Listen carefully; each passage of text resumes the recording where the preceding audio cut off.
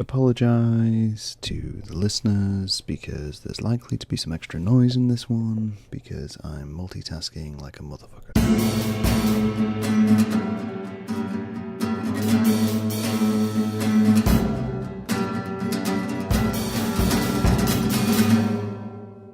Gonna crack on because, you got things to do. So I'm a sucker for adversity. I mean, I'm a sucker for many things. I'm a sucker for a great cup of coffee. I'm a sucker for a tease. That's a whole other podcast. I'm not going to go into that right now. But generally, I'm a sucker for adversity. If there is a harder way of doing things and I'm involved, if I can see an easy way for someone else to do something, I will suggest that easier way. But if I'm involved, doing it the harder way just seems like the most logical way. I don't know why. Maybe it's I'm punishing myself. I'm a little bit masochistic in that sense, maybe. But yeah. You gotta damage yourself a little bit to feel like you actually achieved something. But this brings me to my point.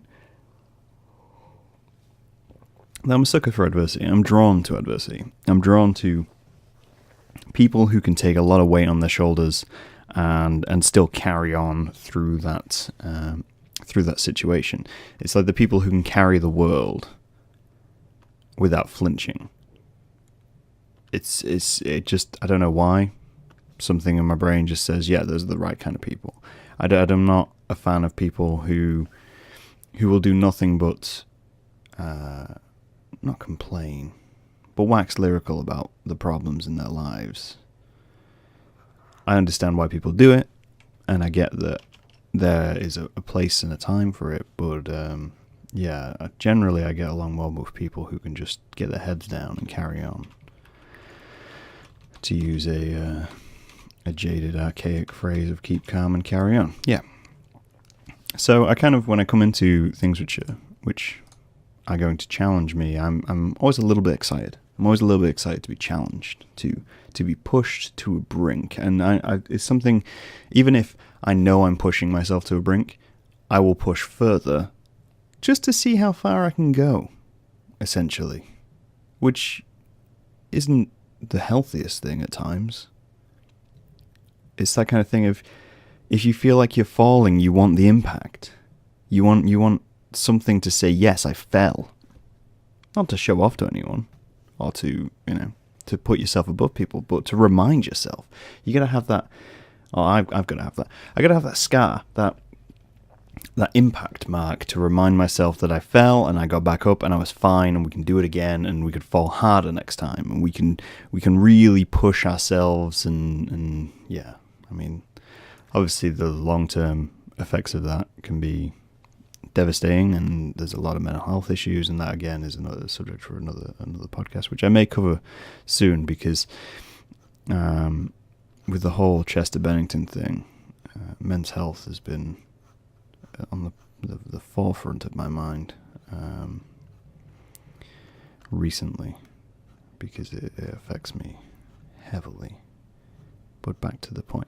The way I kind of describe this whole situation of trying to push yourself and being in tune with adversity is that you got to lay down in the mud. I don't like people who won't lay down in the mud. I can get along with them, but they're not people who I generally keep in my life. Close, anyway. And I don't know, maybe it's something which goes back to as simply as when I was younger and I was speaking to my dad, there was a general attitude of you got to get your hands dirty if you want to get something done. And things are more rewarding when you get your hands dirty. You got to put in some sweat, you got to put in some toil, if you've got a problem with your bike, your car, you got to get oil on your hands. Because that's how we do things. That's how you succeed. That's how you learn and grow as a person, is by participating and getting a little dirty. So it's when I meet people who can't do that, who really shield themselves from the world. I find it incredibly interesting, but kind of worrying at the same time, because it demonstrates a fragility which I'm not comfortable with myself. I have to know that I can be damaged and recover. and so I damage myself. It's a very self-destructive pattern. But laying down in the mud, back to the point at hand, as we do, we're always rolling back with that phrase. So, you got to lay down in the mud. The best metaphor I could come up with for this was imagining if you have an army, and you are queen or king of said army, and the way to understand yourself would be to imagine, whilst it is going to be a spectacular view, watching your army go and do battle. I'm thinking medieval army, by the way. I'm not thinking modern army. I'm thinking fantasy, cloaks, beards, tunics, corsets, spears, riding horseback. Oh, what's the name of that? I can't think of the name of... that's really going to bug me. Either way, yes, that kind of thing, like pre-Roman Empire, or maybe even like during Roman Empire. Oh, we're not in the Roman Empire. That's a whole. I'm just going to end up with this stack of podcast interesting topics, which aren't really interesting. They're just me losing train of thought during other podcasts. It's kind of like a chain reaction, where we just gradually phase from cast to cast. But back to the point. So we're in this medieval fantasy situation where you have control of an army and you are the god, goddess, deity, whatever you want to be, king, leader, queen, archetypal Führer, whatever you need to be where you are, and you have control of this army. And whilst it's going to be spectacular to watch it from the hillside and see the pain and suffering and victory and loss, and it's going to be an absolute opera of humanity in front of you. The question is whether you'd be the kind of person who would stand on the hillside, or whether you'd be the kind of person who would want to be in the battle. The kind of person who's willing to get kicked down and lay in the mud and know that they may die, but if they live, the victory is all the more sweet. And I know that's a very simplified way of viewing things, but I'm a strong believer that if you have complete happiness in your life and contentment, it breeds complacency. It breeds nothing but doing the same thing and not getting out of yourself and not exploring further than you would, because why would you if you're happy and content? Why would you even bother? I came up with a script idea once, which was essentially, I think I wrote it. No, it was when I participated in NaNoWriMo. If you don't know what NaNoWriMo is, it's essentially where you write a novel in a month. You have a word count you have to reach at the end of the month, and you type and type and type. So I wrote this book, which was terrible, awful, threw it away. Didn't throw it away, but never looked at it again. I haven't even proofread it, because that's not the point of NaNoWriMo. The point is just to crank out a book and see if you can. It's kind of like a self-challenge. This is another example of me trying to challenge myself. But I wrote this book, and it was essentially that society had become perfect through multiple means, political and social and economic. Society had become perfect, and everyone lived their lives and was happy. And yet there were people in society who weren't happy. They didn't want for anything. They didn't want for food. They didn't want for shelter, for warmth, for companionship. Everything was catered for. The world had completely catered to them. And if they needed to change something, they could. There was no justification of anyone to say no. So they just let everyone do anything. And whilst that is what everyone apparently wants, because that's the dream, do whatever you want, be free, people weren't happy. It's because there's no challenge to it. And humans need challenge. Whilst we evolved and became a sophisticated race, which we are, there's something inside of us which really craves challenge. It's that whole idea of you could live in a society which is perfect, and some part of you would really want to question authority. Others don't. I mean, it may be just me. It may just be me who sits there and goes, I really need to question authority. Even if I agree with the authority, I need to question it. I need something which just pokes it a little bit to say, yes, we're still alive, we're still participating. This isn't just laying down anymore. This is us kind of tweaking in there. It's the worst habit to have for anything. To just have to ruin something perfect. I do it in my drawings all the time.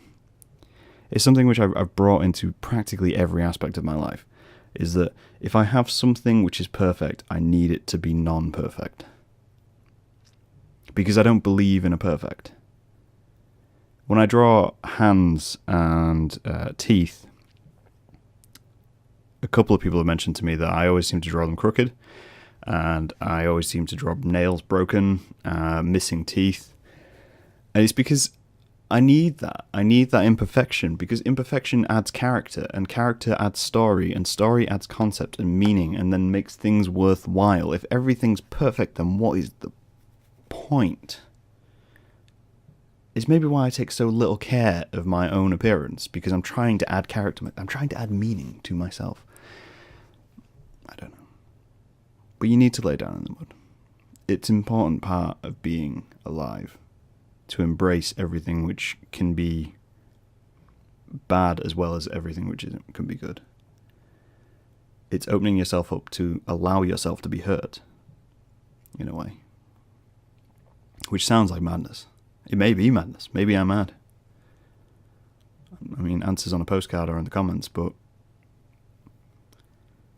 maybe it's less. I'm just deconstructing myself now, aren't I? I'm sitting here and thinking, oh, maybe there is something wrong with me, but I don't think there is. I'm thoroughly convinced that you need adversity in life. You need challenge. You need to lay down in the mud to know that you're living. I often get a disconnect from everything. There's a great book called Nausea by Jean-Paul Sartre. And it describes essentially how a character is losing touch with reality. And it's Sartre, so it's massively existentialist.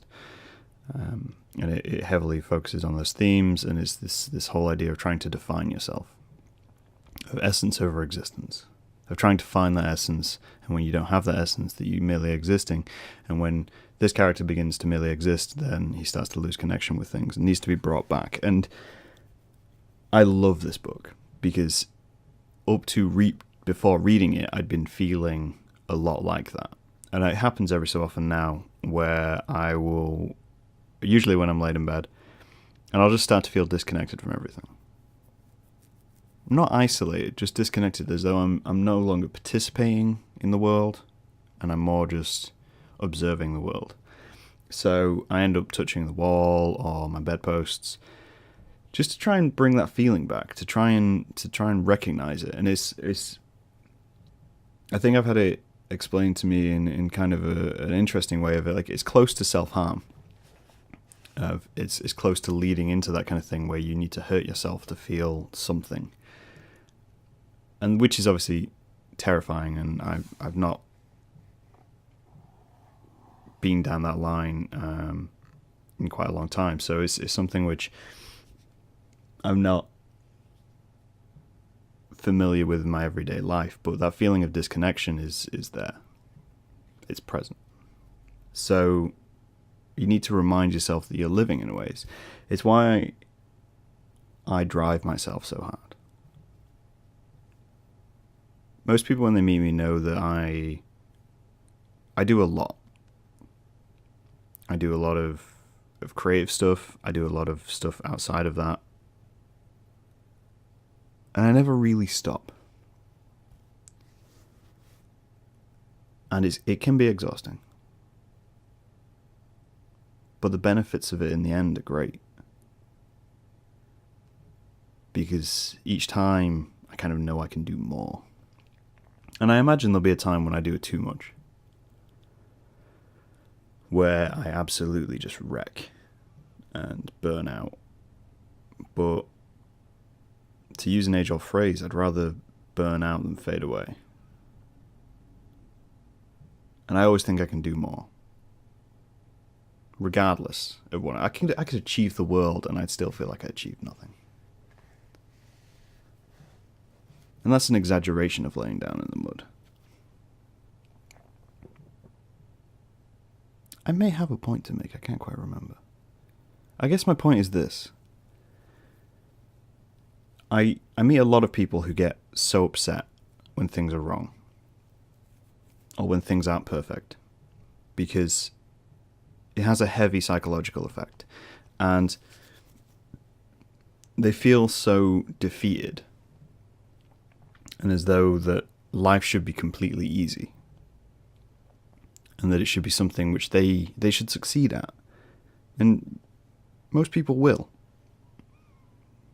But you never see the adversity. And it's the adversity they've had behind the scenes which has allowed them to succeed. And it's just a difference in personality of recognizing that setbacks aren't setbacks all the time. Setbacks are just something which reminds you you're alive. If you breezed through everything and got to the end, you'd be faced with a massive void. And that's why you get people who are They are ridiculously rich and wealthy, and everything came easy, and they were given everything, and they get to the end of it, and they break. They break down because there's no adversity to it. Because there was no challenge. And life's just empty. So if you're struggling and you're currently in the mud, I know it's hard, and I know it sucks, and there's nothing anyone can really say to break that, because I've been in those situations, and you don't want someone to break it in a way. You want someone to help, and that's great. Reach out for help. Reach out for people who are around you. But remember that adversity isn't your fault, and 2, isn't something which kind of you can be without. You've got to lay down in the mud. You got to get drunk and wake up in the gutter and know that that's not the worst. You got to put your hands in the dirt, pull out the oil, and fix your life and your bike. You got to be on the field in the army, because it's more inspiring for the people around you, and you'll feel so much better when you get to the end of it. Because if you just stood on the field and watched people die, you should feel guilty if you're just watching.